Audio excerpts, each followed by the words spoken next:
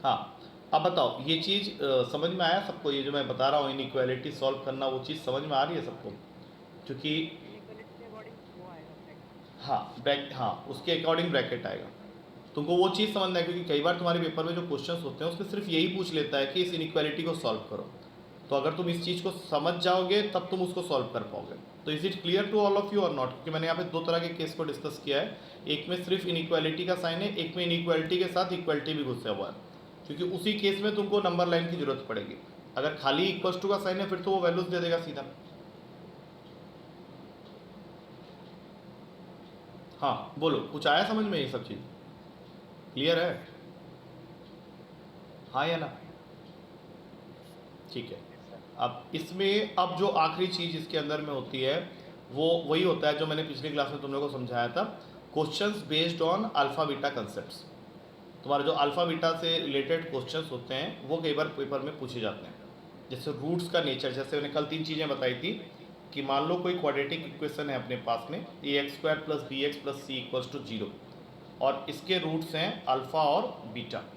तो हमेशा याद रखना अल्फ़ा प्लस बीटा जो है वो माइनस बी बाई ए के इक्वल होगा, और अल्फ़ा इंटू बीटा जो है वो हमेशा सी बाई ए के इक्वल होगा। और किसी क्वेश्चन में मान लो तुमको पहले से अल्फ़ा प्लस बीटा और अल्फ़ा इंटू बीटा की वैल्यूज़ गिवन है, और तुमको बोला जाए कि form the quadratic equation for which these are the values of sum of the roots and product of the roots, तो तुम वो क्वाड्रेटिक इक्वेशन हमेशा बना सकते हो using this formula x square minus alpha plus beta into x plus alpha beta equals to zero. अगर यहाँ तक चीज़ें क्लियर हो गई हैं तो मैं एक क्वेश्चन तुम लोगों को देने जा रहा हूँ जिसमें इन्हीं कंसेप्ट्स को यूज़ करके तुमको करना है। कल की क्लास में मैंने तुम लोगों को दो तीन फॉर्मूलाज भी बताए थे जिनका रेगुलर तुमको यूज़ करना पड़ेगा इन क्वेश्चंस में। एक तो इसमें से था alpha square plus beta square. मुझे बता सकते हो इसका क्या फॉर्मूला था? एक बार याद दिलाओ। Alpha square plus beta square. Sir alpha plus beta का whole square. Alpha plus beta का whole square minus two alpha beta. इसी के जैसा एक और फॉर्मूला था alpha cube plus beta cube का, ये बताना जरा। अल्फा प्लस बीटा का whole cube alpha plus beta का whole cube minus three alpha beta. Minus three alpha beta into alpha plus beta. और एक और फॉर्मूला मैंने दिया था अल्फ़ा माइनस बीटा के लिए, ये क्या था? अल्फा प्लस बीटा का अल्फ़ा प्लस बीटा का whole square minus four alpha beta और पूरे का अंडर रूट। ठीक है, तो मैं तुम लोग को एक क्वेश्चन देता हूँ, वो मुझे करके बताना। क्वेश्चन है तुम्हारे पास में एक क्वाड्रेटिक इक्वेशन है x square minus two x plus four equals to zero, जिसके रूट्स हैं अल्फ़ा एंड बीटा। और तुम्हारा क्वेश्चन तुमसे सिंपली बोल रहा है find alpha to the power of five plus beta to the power of five. ये करके होता है।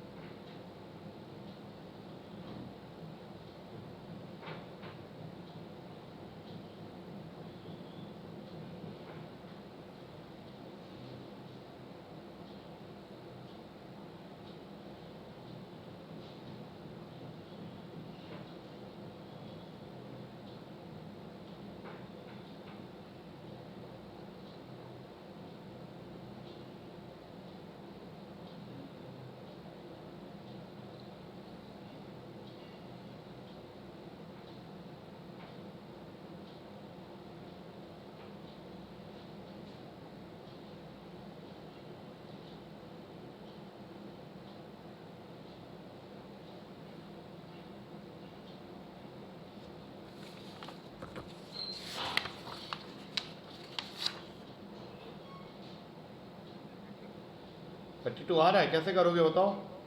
मेथड बताओ एक बार। पहले तो sir alpha cube plus beta cube का फॉर्मूला लगाते हैं। ओके ठीक है मैं समझ गया। तो तुमने ऐसा कुछ किया होगा कि alpha cube plus beta cube और alpha square plus beta square दोनों फॉर्मूला को एक साथ रख के मल्टीप्लाई कर दिया होगा।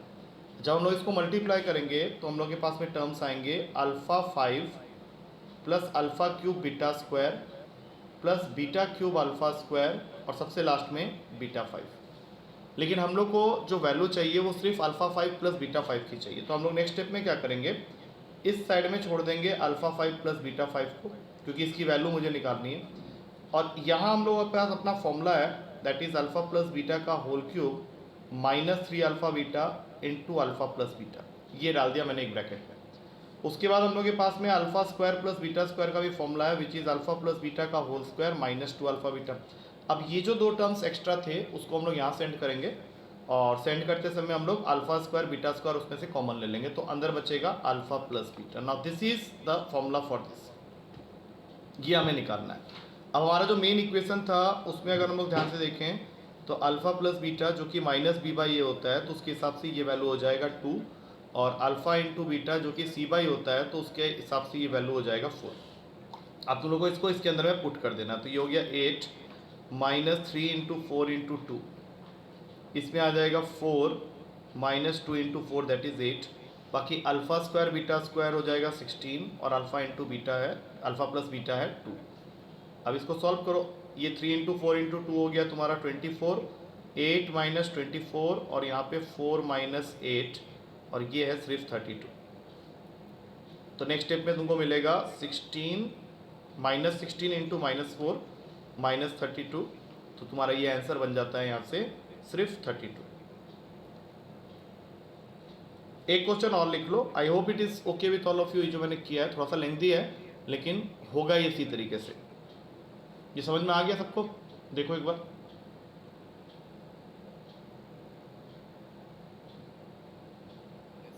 चलो ठीक है, समझ में आ रहा है। चलो एक और क्वेश्चन लिख लो। नेक्स्ट क्वेश्चन है, एक क्वाड्रेटिक इक्वेशन दी हुई है a x square plus b x plus b equals to 0, जिसके रूट्स हैं अल्फा एंड बीटा। इक्वेशन में मैंने पहले ही देखो थोड़ा चेंज किया है, इक्वेशन है a x square plus b x plus b equals to 0, जिसके रूट्स हैं अल्फा एंड बीटा। और तुमको फाइंड करना है क्वेश्चन में root alpha upon root beta plus root beta upon root alpha plus root b upon root a. ये value तुमको calculate करना है, निकालो।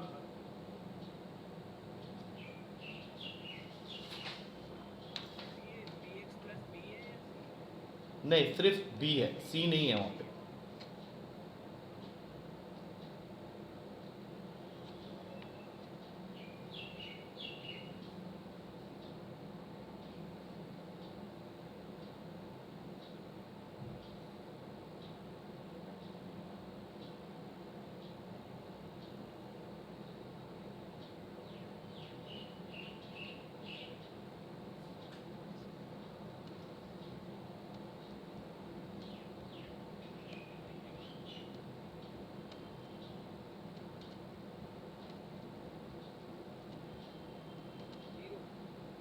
हाँ, 0 आएगा इसका आंसर, ठीक है, बिल्कुल सही है। देखो सबसे पहले अल्फ़ा प्लस बीटा की वैल्यू यहाँ से निकाल लो, जो कि होगा माइनस बी बाई ए, और अल्फ़ा इंटू बीटा जो कि सी बाई ए होना चाहिए था, लेकिन सी की जगह यहाँ बी बैठा हुआ है, तो अल्फ़ा इंटू बीटा हो जाएगा बी बाई ए। अब ये दोनों वैल्यूज़ को संभाल के रख लो।